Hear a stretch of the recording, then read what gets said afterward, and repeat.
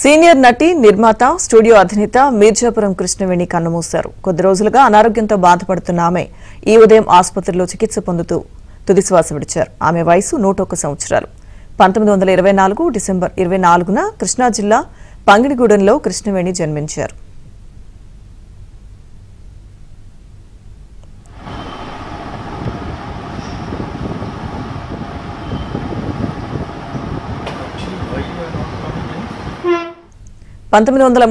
లో బాలనటిగా సతీ అనసూయ అనే సినిమాతో కృష్ణవేణి సినిమా రంగ ప్రవేశం చేశారు. ఆ తర్వాత బాలనటిగా కొనసాగుతూనే తెలుగు, తమిళ చిత్రాల్లో నటించారు. 1949లో మనదేశం అనే సినిమాలో ఎన్టీఆర్ ను తెలుగు సినిమా రంగానికి కృష్ణవేణి పరిచయం చేశారు.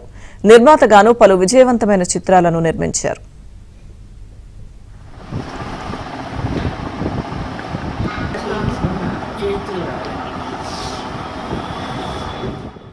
2004లో కృష్ణవేణిని అప్పటి ముఖ్యమంత్రి చంద్రబాబు రఘుపతి వెంకయ్య అవార్డుతో సత్కరించారు.